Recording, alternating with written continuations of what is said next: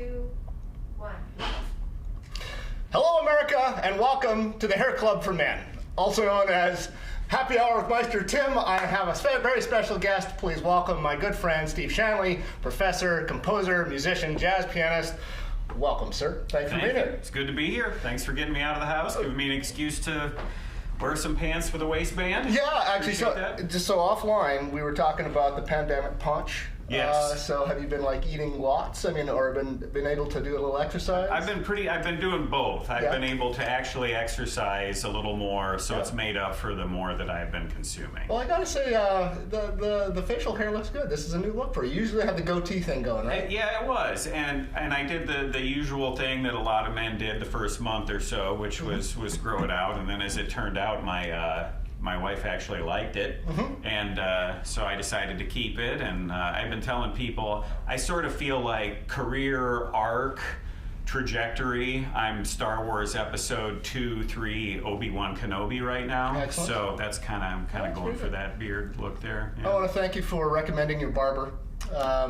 He tends to like the forehead look, just to accentuate the brains. He does. It's problematic when there's a lot of lights like Yeah, this. yeah. So Yeah. and unfortunately, I guess you had to furlough your makeup Yeah, people everybody- because I got no powder at all when I came in for this. I would have brought my own powder if I would have known. Everybody behind the camera is like putting on sunglasses Yes. right now. Get rid of the glare, for the love of God. Yes, Yeah. apologies to all Yeah. of you at home that I forgot my powder. But you're really styling. I was noticing your shoes and your socks. I'm kind of liking the look. Well, Darren, can we get a look close up on that? Well, thank you. Yeah. This has been, the pandemic has been heartbreaking for many reasons, of course, but the inability to tap into my shoe collection with any sort of regularity, that's been kind of sad. Steve, I had no idea you were such a Metro. That is awesome. But by the way, now that I see you person to person, because I haven't seen you face to face,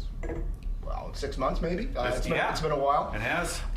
You are now Dr. Steve. I am Dr. Steve. Congratulations. After I think 38 years of being in school, I'm finally done. So this is what of many things, kidding aside, I've always been very impressed with you. And one of the things that I admired about you is the fact that you started your studies as a professional. So you were teaching already, and then, so talk a little bit about dividing your time between your profession as a teacher and as a performer and as a musician, and finding the time to invest in your own education. Yeah, well, thank you.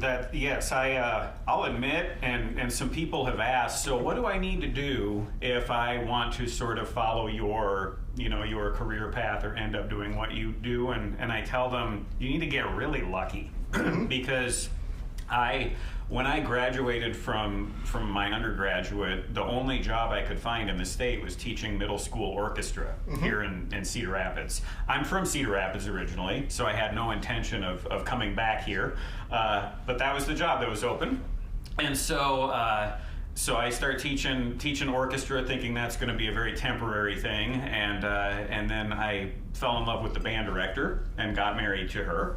So oh, good. We're still talking about the same person. We are. Yes. Still married. Hi, honey. Proof. So then being here became more of a bigger deal, and so after about 8 years or so of teaching, I thought that I wanted to maybe go into administration, that I wanted to be like a school principal. Sure. And so I started a program at the University of Iowa to do that, and discovered that I would probably not enjoy that very much. And boy, I really wouldn't enjoy being any of you administrators who are watching right now. God bless thank you. Yes, Yeah. God bless you for everything you are dealing with. And so as I started to get into that degree, a position at Coe College opened, and I never thought about being a professor in higher ed. They reached out to me and said, we would like you to come work with our undergraduate music ed students. Right. And I was like, okay, well, I don't have a doctorate. And they said, well, how quickly could you finish? So was it mandatory? Was that part of the agreement? Yes, and they were very gracious and flexible about the timeline on it. But yeah, it was their hope that I would get that finished at some point. I took longer than they wanted, due in part to, like you said, I have so many other things that were interesting, and so yeah, if you're going to ask me to write something for the orchestra, right? Like, yeah, I'll put the PhD studies. It's Tim's fault. Okay. So anyway, Tim, a lot of people have. we got some. We got a lot of people on already. chat online. By the way, people have like. Are they all my mother? No, but I've got a couple of your stalkers on. Oh, okay. So people who are chatting. By the way, there's about a 20-second delay, so keep chatting it up. Even if we go off topic or away from your topic, I'll eventually come back to it. But let's talk about booze. Who's drinking what here? I see Randy Reynolds of G&T. Great. So you actually wanted scotch, right? I did. Why? So I'm convinced that a person's choice of liquor says something about their personality. Okay, well, what it says about me is I was easily persuadable at a young age, because I was part-time at Coe. I was the jazz band teacher there for a long time, just jazz band, and we went on a tour to England and Scotland, and Bill Behrens, who was the longtime principal trombonist for the Cedar Rapids Symphony, was teaching at Coe at the time, and went along on the trip with us and kind of explained to me that. Hold on, it looks like we've got audio is stopped. Oh no. Is that just temporary? We should have time. Okay, well, continue. There's been so much interest in this that it overwhelmed the circuits. Sound, please. Yep. Okay, we're working on it, people. We're working on it. Is it me? No, I think you're good, Tim. We're good? Okay. All right, we're good. So, continue. So Bill Behrens said, "You're going to be a musician. You need to learn to like scotch." Right. And so this was in my early 20s, and it's like, all right, I guess I'm supposed to like scotch. So I started drinking it, and I really didn't like it very much. Right. So I dumped a bunch of ice in it, and that helped. And then a few years later, I had a friend of mine over, Jeff Clark. He's an anesthesiologist. And we had him over for dinner right after Vivian was born. And after dinner, I had scotch, and I poured some for all of us with the ice. And he's like, you're totally destroying that nice bottle of scotch right there. You should try it without the ice. You might like it. And again, easily persuadable. I was like, all right, I guess I'm supposed to like it without the ice. So I just started drinking it without the ice, and ever since then. And I'm not a single malt snob. I like blended as well. And this blended Japanese whiskey is lovely. In other words, you're just a piss tank. I really am. And by the way, your mom is watching. Good to know that our sound is back on. Has she made a comment yet along the lines of, this is the only way I get to see him is on Facebook? Because he won't come she says, visit? of course your mom is watching. Once a parent, always a parent, with loves and kisses. All right. Love you too, Mom. Clearly she didn't know who she was raising. Yes. Let's see, who else is on? Oh, so, we were just talking offline about your Muni band, and we got some of my players play for you during the summer. We're looking at I don't know, John Hall plays for you, maybe not Muni, but certainly in other gigs. We play together in other, Dan Malloy, of course, great horn players. Same with Andy. Andy Harris. Aaron Van Housen, Christine Bellamy. So we're lucky.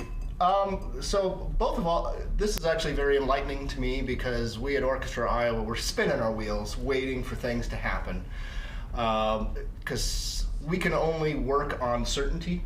So what were some of the plans, and are some of the plans that you were thinking of, because Muni Band is supposed to be playing during the summer? Yeah, we were supposed to be going right now, and so we've been looking at ways to try to have small groups, trios, quartets, get together to rehearse on their own outdoors safely, and then hopefully put on a series of informal performances, maybe at Beaver Park, something like that. I'd even thought about getting any brass player who was interested meeting me at Beaver Park, and we practice some Gabrielli, like we could do true distanced brass choirs, antiphonal brass, and then just kind of welcoming the public that as they wanted to show up and responsibly stay away from other people or wear masks if they were near other people, wear your masks, everyone, that they'd be able to do so. And right about as we got all of that set to go, Lynn County last week kind of pumped the brakes on the, and they don't want the gatherings. I think today I saw they don't want gatherings larger than 50, and so because we're so popular, I knew that if we advertised any sort of performance like that, we would surely be encouraging groups of larger than 50 to show up, and so we're kind of in a holding pattern at the moment. We've gone around, as I'm sure you have, like at this point, does the world need another a cappella version of, you know, us here in Cedar Rapids performing, you know, concerts from our living room? My daughter and I did quite a few of those, and then after a while we realized we were competing with Wynton Marsalis. Yeah, so I got to tell you,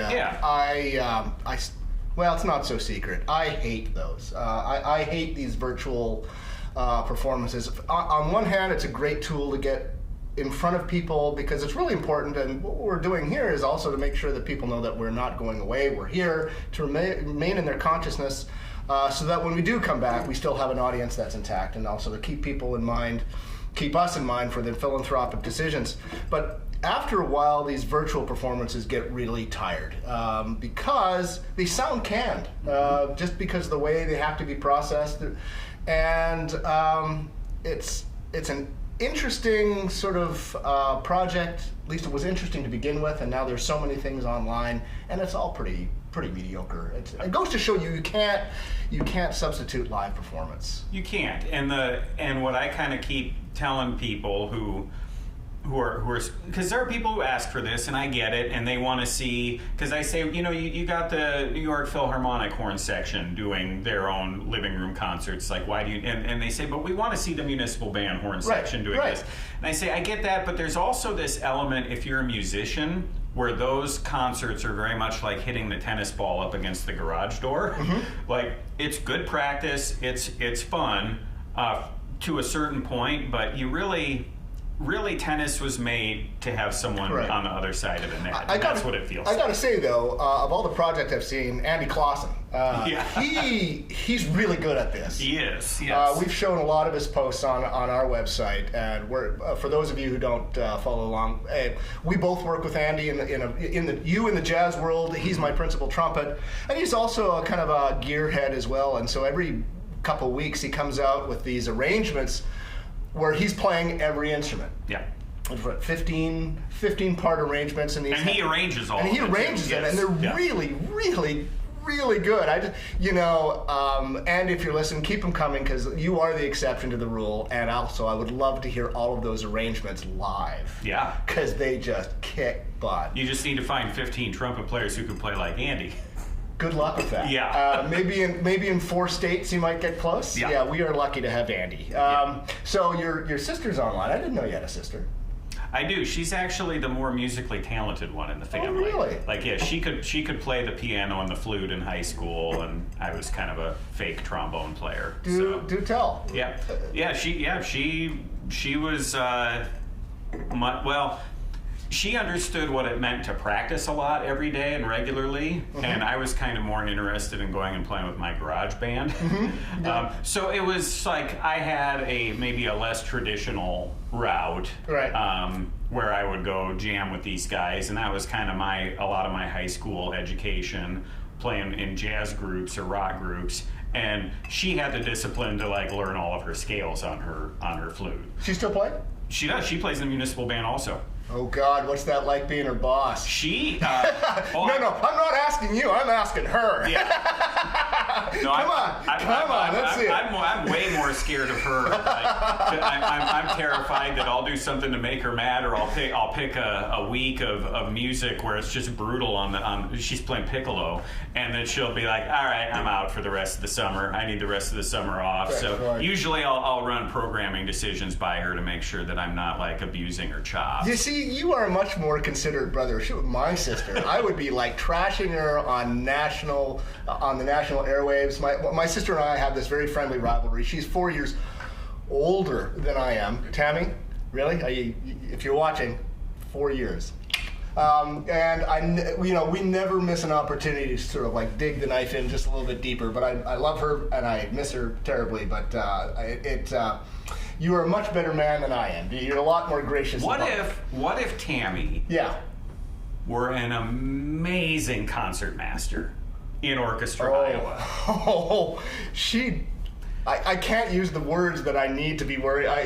She would beat me up. And hard. So I think there you understand. My sister is sort of like the brilliant concertmaster of my band, so I tread carefully. Yeah, and your sister's very gracious. Yeah, he loved being in his band. Yeah. So, let's get into arranging. Yeah. So a question I sometimes struggle. I don't struggle with, but a lot of lay people ask me this question, which is, what is the difference between composing and arranging? Mm-hmm. I have my own thoughts about it, but I'm sure you get that question every once in a while because you do a lot of arranging for us. Yeah. Yeah. I also feel like my answer is going to be similar to the answer I give when I'm talking about composition versus improvisation. And that's that all of this is on a continuum. Mm-hmm. And you take someone like Bach or Mozart, where composing and improvising were basically the same thing to them. They would just improvise and it was finished product. Yeah. Versus, say, a Beethoven, who it was much more labored and refining, and so there it was his finished product was further away from improvisation on the continuum. And so arranging, I sort of feel like is similar in that. So basically, the most basic definition would be composing is creating something new, something original, and arranging is taking someone else's composition and doing something with it. Right. And that could be, we take a nursery rhyme like Mary Had a Little Lamb, and we maybe just alter the rhythm a little bit to the traditional. Do it at bossa nova style. Yes, bossa nova with a bossa nova style, and we add a little bit of syncopation to the melody. That to me, that's arranging. Sure. But it's not really far over on the continuum where we have taken a lot of creative liberties and made a lot of creative decisions on that. Right. So and then to the extreme where, you gave me some crazy assignment for the holiday pops a couple years ago. Oh, it was an Irish tune. Yeah. Irish Christmas Carol. Christmas Carol. Where, like, there was this Christmas tune, and if you heard the arrangement that we ended up doing, it bore very little resemblance, much to Lynn Rothrock's chagrin, having to sing that. Sorry to interrupt. That's because it's an Irish Christmas Carol, so I wanted a little bit of an Irish reel feel to it, and a little bit of Orange Blossom Special to it. Yep. And it was perfect. What I didn't realize about that Christmas Carol, it's very wordy, very mouthy. Especially after a couple of whiskeys. and Lynn got this and she says, I can't sing it this fast.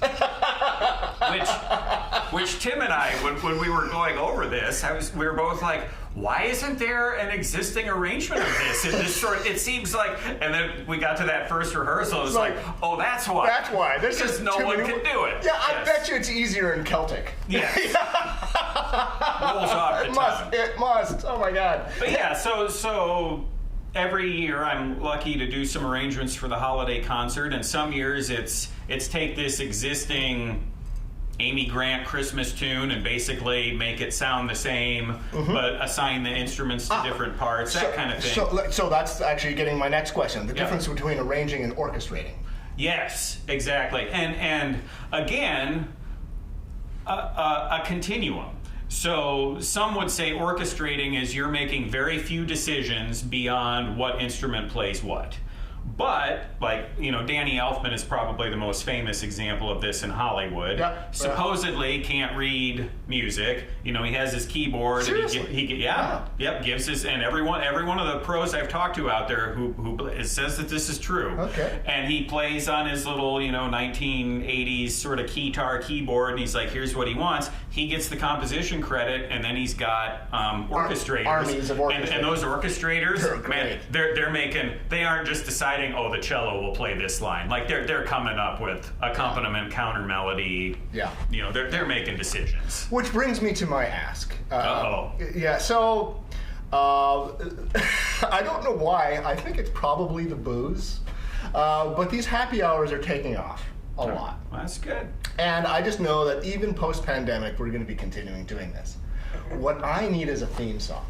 And because this is Facebook, we can't just like pirate in somebody else's tune. I need some original. So I'm asking you, would you consider writing a theme song for Happy Hour? And I'm thinking maybe some sort of Doc Severinsen sort of Tonight Show band, sort of a classic. So would you consider doing that? I almost want to defer to the audience here. Yeah. The audience, maybe get on your chat and let us. Like, do you think I'm up to this task? Am I? Is he up to? What? Am I a worthy? I mean, you tell me you got Mike Doherty coming on. Yeah. Mike Doherty's going to be on with us in a couple weeks. Actually, by the way, plug. So next week. Oh, did I? Should I not have given that away? Oh, no, that's fine. Sorry. You know, because it's just between you and me. All right. And America. Yes. So we've got Jeanette Welch coming on and John Hall. We're gonna talk all bass. It's all about the bass. That's good. And Rush. Hopefully they are both on time. Well, they usually are, aren't they? I guess they're orchestral players. Professionally, So, they're yeah, supposed to. they'll be on time. So they're going to be our guest next week, and the week after that is Michael Doherty. So, and what's interesting, I even asked you this question. I think this is going to be an ongoing discussion. Is like, I find it fascinating when I ask them what cocktail do they want. Yeah. It really sort of reveals something about their personality. But I see that your brother-in-law. Who was your brother-in-law, or who is your brother-in-law? He's the best piano player in the state, Jason Danielson. Yeah. How did that happen? Yeah. He replaced me at University of Northern Iowa when I graduated, and I remember hearing him play and thinking, oh, thank God I graduated. Otherwise, he totally would have beat me out for a spot. So, yeah.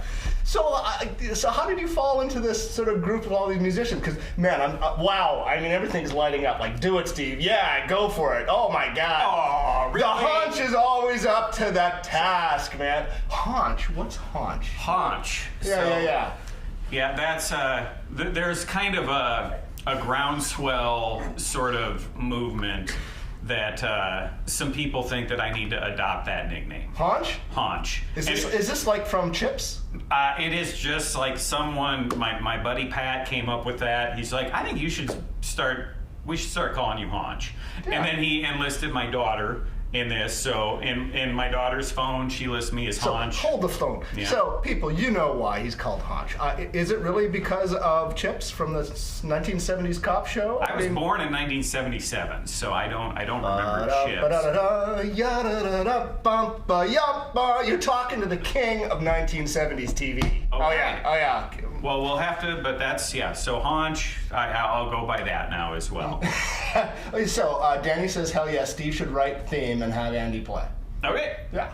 Okay. Deal. Okay, deal. I'm gonna write some screaming stuff. Screaming stuff. So you'll probably have to do a couple versions because we're not gonna be able to record it for a while. Mm-hmm. Because I'm thinking like big, like holy cow. Oh big yeah. Band. Yeah. But we might have to use you and a trio. Mm-hmm. Yeah, just to get things started, just so that people know that when they hear the music, it's time to pour faster. And I should tell you, this is like, I'm not taking this lightly because I've listened like a lot of us. I've been listening to a lot of podcasts over the last couple of months. Yeah, and I have found myself like, all right, I'm on episode 12 now of this. I've heard this theme song so many times, and I find myself wondering, I wonder if the dude who wrote this or the woman who wrote this knew that this was going to be heard so many times and that it would, like, it's lasting. It is. And you can't go back and fix it. So, to my viewers in Canada, you know, the Hockey Night and theme song, Hockey Night in Canada theme song, I mean, that is, like, it's more sacred than our national anthem. Yeah. So hockey. What is this again? Yeah. It's it's the sport of kings. Right. So anyway, the theme song must have come out in early '70s, maybe. Okay. And there was a time when CBC, the National Broadcasting Corporation, Canadian Broadcasting Corporation, wanted to update their look, and they got rid of the theme song. It was the biggest political scandal in the country, and the rivaling network picked it up. Oh. But and I can't remember the woman who wrote it. And I mean, it is part of Canadian culture. Yeah. You cannot grow up in Canada without knowing this tune. So I mean, it's the power of the jingle. So no pressure. I do feel the pressure. Yeah, okay. I feel the pressure. Not gonna lie. Andy Reynolds says, "Hope it's choral too." yeah, that's more social distancing right there. Yeah. Indy, well, I'm glad you thought of me for this, and yeah. I need someone to help me make me look cool. No, man, you do a pretty good job of it. Yeah, I know. It's the hair. You know, one thing I was thinking about on the way over, because you said it's been like 6 months. Yeah. So I can't remember when it was. We could probably go back and look at our texts or emails, figure it out. Oh. Somebody put the Hockey Night in Canada theme tune. Can we run that? No. We can't. Oh, this kills me. Alec, we don't have the technology to share that with you right now, but everybody who can do that, if only some of you who are listening have access to a YouTube or something where you could type in Hockey Night Canada. It's right there. He's got the link. I mean, just or click on the link in the chat. Hopefully, you all can figure that. Oh, Patrick, Hank and Haunch. Happy Hour H&H. Oh, this was meant to be. That's good, Pat. Yeah, it is very good. You don't think it's the booze talking, do you? I don't. Even though this is, again, about 4 hours earlier than I usually start drinking on a night. It's going to be a really good day. But in all seriousness, I was trying to think about the last time that we had hung out, and I remember, I think it would have been in January or February, or maybe end of December, where we have this thing where we like to go watch movies that our wives don't want to watch. Which there's no shortage of those. Yeah. And so films, guy flicks. But at that time, there wasn't any one film that was like deliciously bad enough that either of us really, and we're like, we'll do it later. Right. And man, do I regret that decision. I will never take for granted watching subpar films in the theater. It was Thanksgiving weekend. Yeah, that's right. It was Thanksgiving weekend, and I think we saw the first. What was before Endgame? Ragnarok. Ragnarok. That's what it was. Yeah. Yeah. We got Man there, film. and this was before they had the reserve seating. Yeah. So we got there pretty late, but we were the front row. And I remember you very loudly announcing to the whole packed theater, well, this ought to cause a migraine. So, but it was good. I avoided the migraine. So. Oh, awesome. Yeah. Let's see what we got going here. You look good. Denny. Denny Redmond. Board member of Orchestra Iowa, also a fellow jazz pianist. Fellow you guys actually cover for each other every once in a while, right? We do. Yeah, most jazz piano players don't know each other because they're never on the same gigs. Like, I probably know Denny better than any other jazz pianist besides my brother-in-law. Yeah. So why is that? Because you guys seem to be swapping up pianists all the time. I'll tell you why. Yeah. Because Denny comes out to support live music. See? And I will be honest, and I'm guilty of this too, fellow musicians, but there are a lot of musicians out there who want people to go support live music. So long as it's just them. Yeah, but they don't really go out and do a lot of watching of other people's music. Yeah. And my man Denny, Denny's out there watching music, whether he's part of it or not. That is so true. B.F. Burt, for example. I'm jumping around a bit, but part of one thing that I love about his message. I mean, I love his performances, but in every set that he does, he's always thanking the audience, and he's always saying, thank you for supporting live music. Mm-hmm. Because, I mean, that's his livelihood. That's our livelihood. Mm-hmm. And even though I was a little hard on these virtual performances, you can't replace live music. Yeah. I mean, the nuance you can't pick up on recording, and sometimes the disasters are even more memorable if everything just went well. So as a jazz pianist, I've always heard that there's no such thing as a wrong note. It's just poor decisions. Is that true? Or it's your wrong decision is only a half step away from being a really cool decision. Yeah. There are a lot of takes on that. Yeah, as long as you have a good enough ear to discover if it was a wrong note, I guess. Amanda, I knew you as Amanda Drish. Amanda Nicole. Do you remember Amanda Drish? Oh, sure. Were you teaching when she was studying at Coe? I was, yeah. She was the first violin player Yeah. I led in the jazz band. Yeah. Wonderful person. Hey, Amanda, where did you end up? Do you She's know? in Des Moines, I She's believe. in Des Moines now. Yeah. Share with the people. Do your thing. You know, do that young thing. Yes. Make this all happen. Yeah. Yeah, she was terrific. I remember that was the one year there was a conducting position. Actually, the conductor of the Coe College orchestra had a sabbatical or something. So I took over the Coe College orchestra that year. I had a blast. Well, I had a real great time. May I make an announcement? Yeah, please do. Well, we're very sad. Dr. Michelle Blair, dear friend of mine, has decided to be full-time mom. Oh, Totally okay. respect Love that. her, yep. But we're very sad to not have her as part of the family. But while she was on maternity leave, I filled in for her, and also so for next year, I'm gonna be director of the orchestra. Maestro. So for the Maestro. That's good for you, man. So normally I gotta in May before municipal band starts, I gotta dust off the baton and I gotta review all the beat patterns and do all the lifts. exactly. Exactly. But now I'll stay in good shape all the way through the year. But I'm very much looking forward to working because I had, like you, had a blast working with the orchestra this year. They were great. I had in a previous life I was the director of orchestral activities at Kansas University, and I was much younger than then, and I didn't have as good of a time. But there was something about that year with Coe that I remember really was really special. So you're in for a great time, and I know you're going to do great work. And if we can make music with anyone together anytime soon, we'll take it. Yeah.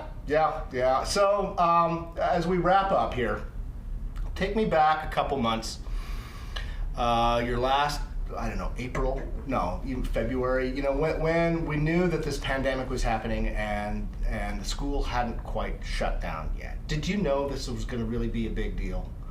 And so talk a little bit about shutting down the program and your thoughts about reopening. Yeah, well, don't want to jump into that minefield, but the people who know me will attest to this. I would say I've been pretty accurate from the beginning on this, and I told my family and my kids in early March.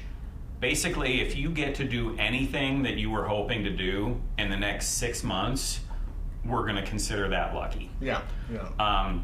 And so it was very sad to break away from the students, to break away from the human contact, but necessary. And for a lot of us, I'm fortunate. I was able to keep my job. My wife could keep her job.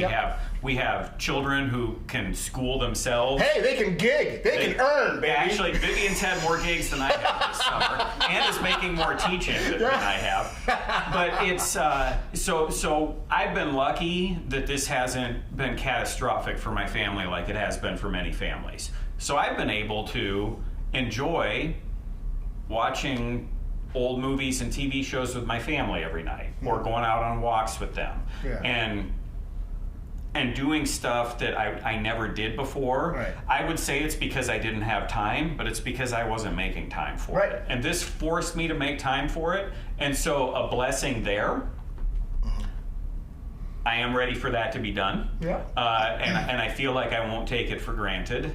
And in terms of where do I see us going from here, I'm not an expert on any of this, but one thing if I could wave a magic wand, it would be for our country to all of a sudden be able to see all the shades of gray that we have. And I'm sad to see people hiding in their basements.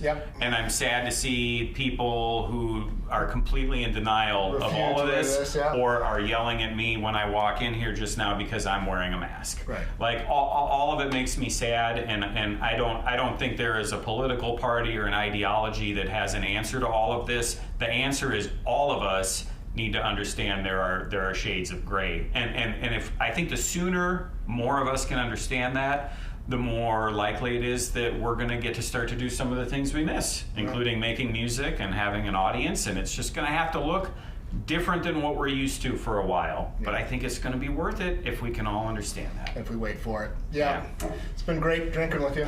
Yeah, Cheers, good excuse to do this, That's my right. friend. Love you. Join us next week, and I got John Hall and Jeanette Welch who have decided to risk coming out and talking with me with a whiskey sour. And what was it John wanted? He wanted Goldschlager.